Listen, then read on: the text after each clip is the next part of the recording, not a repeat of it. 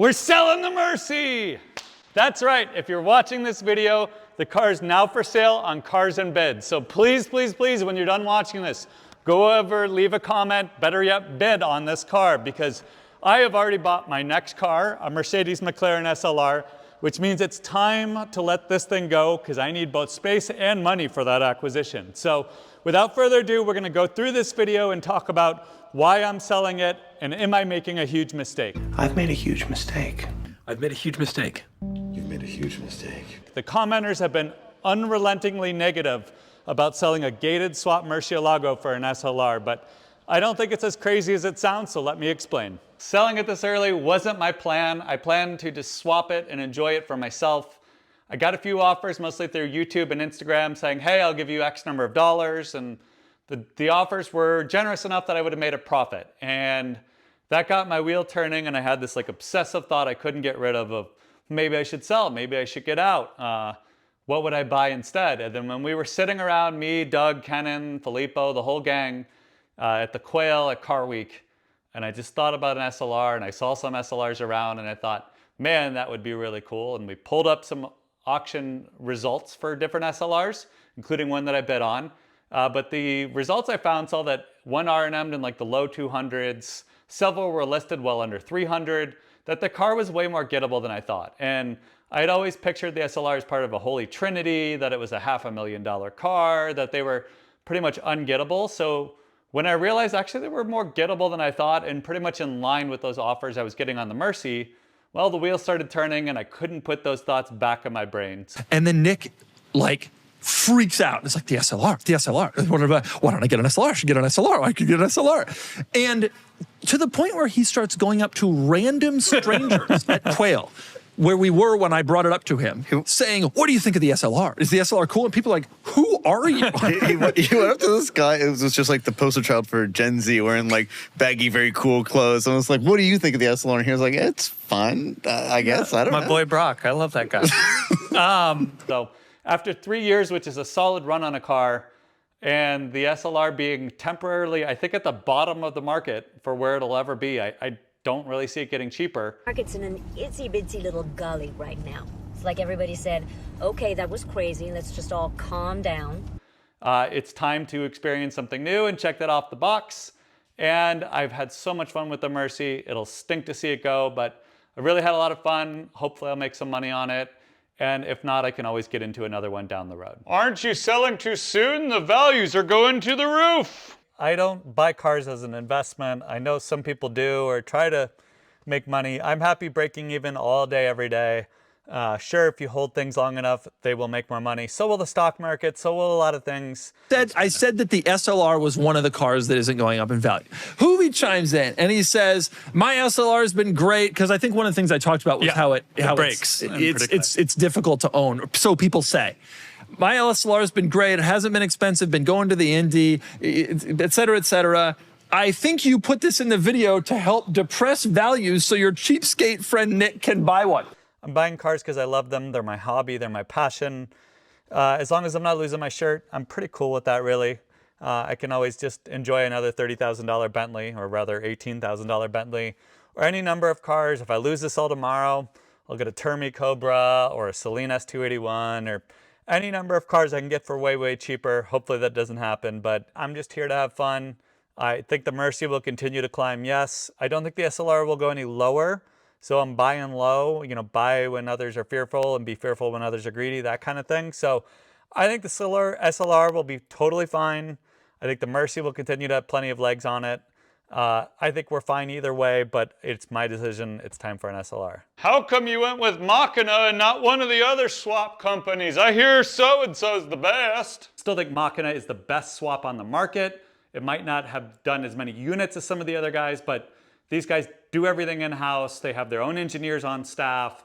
They've been doing Ferrari swaps forever. Like, I truly believe that John Henkel and the guys at Machina are like the best in the business, not just at Lambos, but at Ferraris, just point blank. That being said, I'm biased, so we will let the market decide. That's the beauty of Cars and Bids. They can take all the information there and make it an unbiased and economically fair platform. What is this car actually worth? I hear an SLR sucks, bro. The biggest complaints I hear are the transmission and the brakes. The brakes, I think, are a nothing burger. Carbon ceramics, okay, maybe the bite isn't perfect or you gotta get used to it. I'm not too worried about it, and I think most SLR owners that have driven it more than a couple miles have gotten used to the brake feel and don't necessarily agree that it's that big of a deal. They are expensive to replace, but a carbon ceramic brake should last tens and tens, if not hundreds of thousands of miles. I'm buying a car with less than 5,000 miles. So realistically, I don't think the carbon ceramics will be a problem. If they are, I also suspect like going to a steel brake conversion is doable. Might require some engineering, but like I think I could figure that out. Are you gonna swap the slur? I have once in my life had a car that was perfect other than the trans, and I think if this happens again, and I say I just don't like the automatic, I'm gonna try to become the world's first swapped SLR, at least the first one that I've found and heard about so far. I've talked to a few companies. It's absolutely viable. It's absolutely possible. You can do it with all the OEM parts. It should be both cheaper and easier to swap than my Murciélago. So I'm not gonna swap it right away. I wanna do more research and talk to a few companies and really figure out who I trust to swap a car of this caliber and frankly, delicacy as an SLR. But also, I want to experience the automatic and see, is it as bad as everyone says, or is this all like internet net swingers, as Doug would say, who drove a car once or maybe are just parroting back what they heard from someone else? Like, is this the worst automatic in the world, which is what the YouTube consensus seems to be? Or are people just like, I wish it were a manual, or oh, it's blah, blah, blah, and they want their PDK BS. So we'll find out. I'm gonna bring it onto the YouTube channel. I'm gonna give you my feelings, because if I hate it, I'm gonna swap it. If I love it, I'm not gonna be in a hurry to swap it, but I really have no incentive to like protect the value or try to position the automatic as better or worse than it really is. I'm just gonna give you my experience as a former e-gear owner of like, hey, is this a great car? Is this a bad car? Do you like the trans? Do you not? The Murcie is the best car and SLR sucks. These are the times it's got to beat. 123.7 for the Lambo, 123.8 for the Zonda, 123.9 for the Koenigsegg. It has done it in 1 minute, 20 seconds, 0.9. It hasn't just beaten them. That is the fastest lap ever. The main thing driving this isn't necessarily that the SLR is better or the Murciélago is worse or the Murciélago swap wasn't good. None of that. I have loved the Murciélago. It's been the longest I've kept a sports car. I think I kept my R8 for like a year and a half, maybe 2 years. It is going on 3 years now. I've checked every box I can with the Murcie. I've swapped it. I had the wheels refinished. I've taken it to 100 cars and coffees, like legitimately 100. I've taken it to car shows. I've just done everything there is to do. We've done tons of content on YouTube with Doug DeMiro. We did just so much fun stuff. And I don't buy cars to show off or to go to car shows, but I just feel like I've checked that box. I've taken it to its conclusion. I drove it at Car Week, and it was just the most epic 300 miles I've ever put on a car. And I just feel like I've had that experience, and I want to keep trying new things. I've never owned a Ferrari. I've never owned a McLaren. I've never owned a Mercedes even. There's so many cars out there I want to experience. And I am very fortunate I get to own all these cars, but I don't have the physical space in my garage nor the financial space in my bank account to double stack cars of that caliber. I cannot afford a Murciélago and an SLR at the same time. I can't afford a Ferrari and a Lambo at the same time. I'm not asking for sympathy here, but basically I can only have one really expensive exotic car at a time. And so because of that, I can't keep the Murcie forever.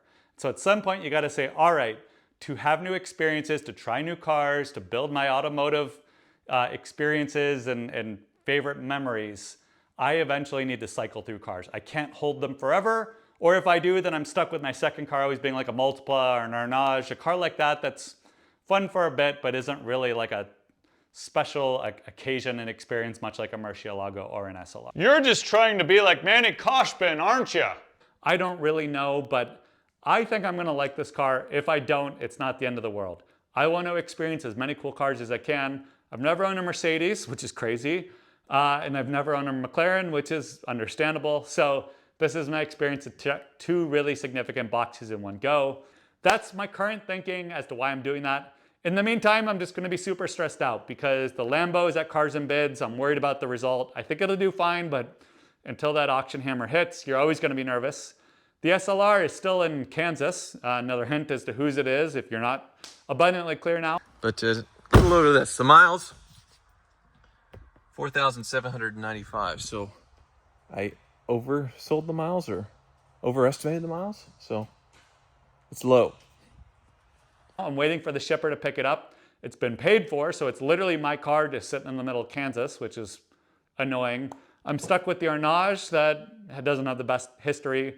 The Multipla, and I'm using those to sort of scratch that automotive itch until the Murcie goes away and the SLR comes in. In the meantime, I'm in debt a huge amount for both cars and looking forward to getting one off the book. So that is my thinking. If this is still the worst idea you ever heard, leave me a comment and flame me. I don't care. I love the criticism. What's gonna be the reserve on your car, dude? A gentleman never tells, but it's a fair reserve in line with the offers I've gotten before. Filippo is trying to talk me into no reserve, so that's quite possible as well. But for now, I've got a reserve that I'm comfortable with, but I think is fair. The SL65 is more horsepower. How come you didn't get that? The SL65 is absolutely sick, so not a hater there. But the SL65 is a trim level. The SLR is a car. Need I say more? Okay, I will. It's between the P1 and the F1. It is built by McLaren in their factory, so it's closer to a McLaren than a Mercedes despite the badging. It has over 600 horsepower. It is drop dead gorgeous. It is just an iconic piece of American trivia here shown by our three lady friends. There's so much more why I think it's a really cool car, but you're gonna have to wait for the next video on that where we do the full deep dive and review on what I think of the car, my initial impression, a walk around, etc., etc. But I'm just pumped to figure that out, and we'll figure it out together because as you can see right now, garage is empty. There's no SLR here, so this is all conjecture at this point. Why do you put so many memes in your videos? Thank you for checking out my channel. I'm having a lot of fun. Maybe I'm using too many movie quotes, maybe not enough, but I'm loving it. I'm having a lot of fun. So holler with your feedback. Am I crazy for buying an SLR to replace the Murcie? How often do you keep your special cars, whether that's a Termi Cobra or a LaFerrari? Like, is 1 year enough, 2 years enough? At what point do you get the itch for something new? And last but not least, if any of you know anything about swapping an SLR or if it's been done before, leave me a comment. But if not, perhaps I'll be the first one, in which case I'm just trying to educate myself on everything I need to think about and take into account before I make a decision on who to do it with, what clutch I need to run, any other sort of special considerations when designing that build. So thanks for checking this out, and peace.